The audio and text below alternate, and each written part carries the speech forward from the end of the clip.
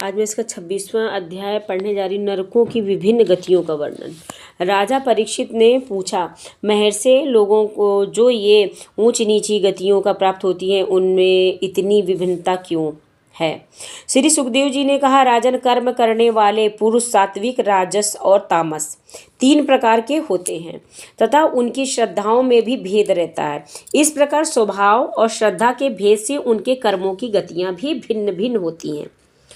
मतलब 3 प्रकार के कर्म होते, 3 प्रकार के भक्त भी होते हैं। इसमें 3 प्रकार के कर्म लिखे हैं और राजस और तामस सात्विक लेकिन 3 प्रकार के ये कर्म भी होते हैं और 3 प्रकार के भक्त भी होते हैं। स्वभाव और श्रद्धा के भेद से उनके कर्मों की गतियों भी भिन्न भिन्न होती हैं और न्यूनाधिक रूप में भी सभी गतियाँ सभी कर्ताओं को प्राप्त होती हैं। इसी प्रकार निषिद्ध कर्म रूप पाप करने वाले को भी उनकी श्रद्धा की असमानता के कारण समान फल नहीं मिलता है। अतः अनादि अविद्या के वशीभूत होकर कामना पूर्वक किए हुए उन निषिद्ध कर्मों के परिणाम में जो हजारों तरह की नारक गतियां होती हैं उनका विस्तार से वर्णन करेंगे। राजा परीक्षित ने पूछा, भगवान, आप जिनका वर्णन करना चाहते हैं वे नरक इसी पृथ्वी के कोई देश विशेष हैं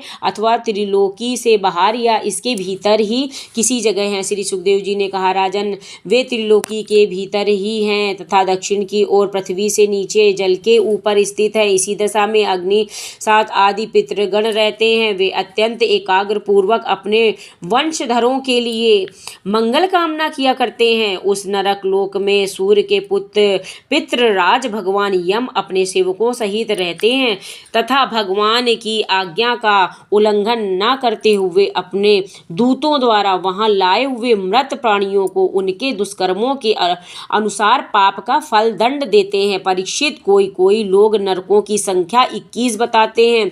अब हम नाम, रूप और लक्षणों के अनुसार उनका क्रमशः वर्णन करते हैं। इसको मेरे ससुर जी ने बहुत डिटेल से पढ़ा है क्योंकि इसमें बहुत सारे मार्क लगे हुए हैं। उनके नाम ये हैं: तामिस्त्र, अंधतामिस्त्र, रौरव, महारौरव, कुंभीपाक, कालसूत्र, असिपत्रवन, सूकरमुख, अंधकूप, कृमि भोजन, संदेश, तप्त सूर्म, वज्रकंठ, कशालमली, वेतारणी, पुयोद, प्राणरोध, विशसन, लालाभक्ष, सारमेयादन, अवीची, आया पान। इनके सिवा क्षार करदम, रक्षोगढ़ भोजन, शूल प्रोत, दंत सूक, अवटी निरोधन, पर्यावर्तन और सूची मुख से ये 7 और मिलाकर कुल 28 नरक तरह तरह की यातनाओं को भोगने के स्थान हैं। जो पुरुष दूसरों के धन, संतान अथवा स्त्रियों का हरण करता है उसे अत्यंत भयानक यमदूत काल पास में बांधकर बलात्कार से तन्मित्र नरक में गिरा देते हैं। उस अंधकार में नरक में उसे अन्न जल ना देना, डंडे लगाना और भय दिखलाना आदि अनेक प्रकार के उपायों से पीड़ित किया जाता है।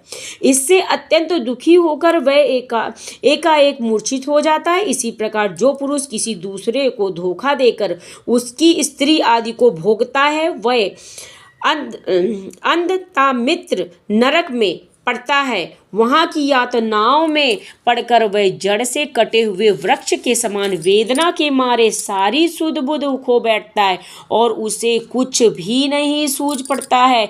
इसी से इस नरक को अंधतामिस्त्र कहते हैं। जो पुरुष इस लोक में ये शरीर में मैं हूँ और ये स्त्रीनाद मेरे हैं ऐसी बुद्धि से दूसरे प्राणियों से द्रोह करके निरंतर अपने कुटुंब के ही पालन पोषण में लगा रहता है, वह अपना शरीर छोड़ने पर अपने पाप के कारण स्वयं रौ नरक में गिरता है। इस लोक में उसने जिन जीवों को जिस प्रकार कष्ट पहुँचाया होता है, परलोक में यम यातना का समय आने पर वे जीव रूरू होकर उसे उसी प्रकार कष्ट पहुंचाते हैं। इसलिए इस नरक का नाम रौरव है। रूर सर्प से भी अधिक क्रूर स्वभाव वाले एक जीव का नाम है। ऐसा ही महारौरव नरक है। इसमें वह व्यक्ति जाता है जो और किसी का परवाह न कर केवल अपने ही शरीर का पालन पोषण करता है। वहाँ कच्चा मांस खाने वाले रूरू इसे मांस के लोभ से काटते हैं।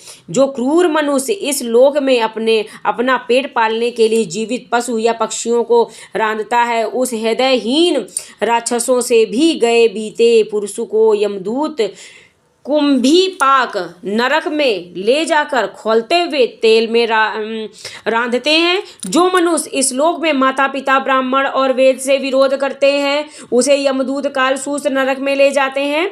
इसका घेरा 10,000 योजन है। इसकी भूमि तांबे की है। इसमें जो तपा हुआ मैदान है वह ऊपर से सूर्य और नीचे से अग्नि के दांत से जलता रहता है। वहां पहुंचाया हुआ पापी जीव भूख प्यास से व्याकुल हो जाता है और उसका शरीर बाहर भीतर से जलने लगता है। उसकी बेचैनी यहाँ तक बढ़ती है कि वह कभी कभी बैठता है, कभी लेटता है, कभी छटपटाने लगता है, कभी खड़ा होता है और कभी इधर से उधर दौड़ने लगता है। इस प्रकार उस नरक पशु के शरीर में जितने रोम होते हैं उतने ही 1000 वर्ष तक उसकी यह दुर्गति होती रहती है। जो पुरुष किसी प्रकार की आपत्ति न आने पर भी अपने वैदिक मार्ग को छोड़कर अन्य पाखंडपूर्ण धर्मों का आश्रय लेता है उसे यमदूत 80 पत्रवन नरक में ले जाकर कोड़ों से फिरते हैं। जब मार से बचने के लिए वह इधर उधर दौड़ने लगता है तब उसके सारे अंग तालवन के तलवार के समान पहने पत्रों से जिनमें दोनों और धारें होती हैं टूक होने लगते हैं। तब वह अत्यंत वेदना से हाथ में मरा इस प्रकार चिल्लाता हुआ पद पद पर मूर्छित होकर गिरने लगता है। अपने धर्म को छोड़कर पाखंड मार्ग में चलने से उसे इस प्रकार अपने कुकर्म का फल भोगना पड़ता है। इस लोक में जो पुरुष या राजकर्मचारी होकर भी किसी निरपराध मनुष्य को दंड देते हैं अथवा ब्राह्मण को शरीर दंड देता है वह महापापी मरकर सूख मुख नरक में गिर जाता है। वहाँ जब महाबली यमदूत उसके अंगों को कुचलते तब वह कोलू में पेरे जाते हैं। गन्नों के समान पीड़ित होकर कि जिस प्रकार इस लोक में उसके द्वारा सताए हुए निरपराध प्राणी रोते चिल्लाते थे उसी प्रकार कभी आर्त स्वर से चिल्लाता और कभी मूर्छित हो जाता है। जो पुरुष इस लोक में खटमल आदि जीवों की हिंसा करता है वह उनसे द्रोह करने के कारण अंधकूप नरक में गिरता है, क्योंकि इस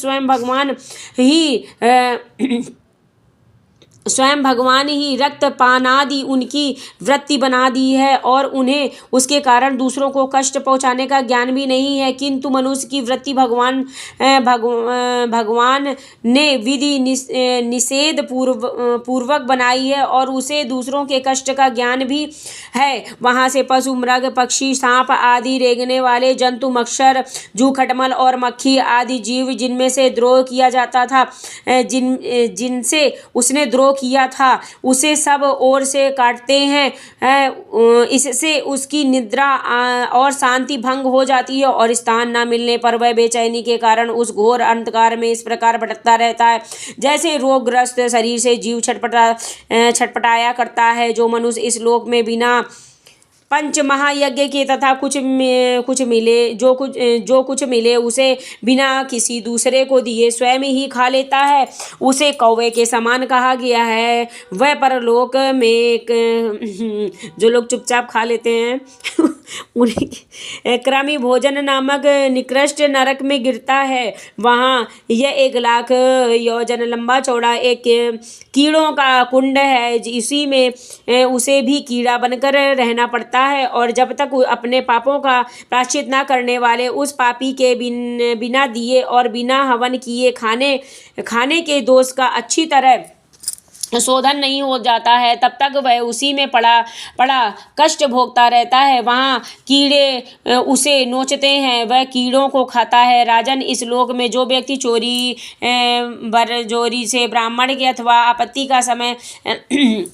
के समय न होने पर भी किसी दूसरे पुरुष के स्वर्ण और रत्नादि का ग्रहण करता है, उसे मरने पर यमदूत संस नामक नरक में ले जाकर तपाए हुए लोहे के गोलों से दागते हैं और सरसी से उसकी खाल नोचते हैं। इस लोक में यदि कोई पुरुष अगम्य स्त्री के साथ संभोग करता है अथवा कोई स्त्री अगम्य पुरुष से व्यभिचार करती है तो यमदूत उसे तप्त सूर्मी नामक नरक में जाकर कोड़ों से पीटते हैं तथा पुरुषों को तपाए हुए लोहे की स्त्री मूर्ति और स्त्री को तपाई हुई पुरुष प्रतिमा से अनलिंग की कराते हैं। जो पुरुष इस लोक में पशु आदि सभी के साथ व्यभिचार करता है उसे मृत्यु के बाद यमदूत वज्रकंठ सातमली नरक में गिराते हैं और वज्र के समान कठोर कांटे वाले सेमर के वृक्ष पर चढ़ाकर फिर नीचे की ओर खींचते हैं।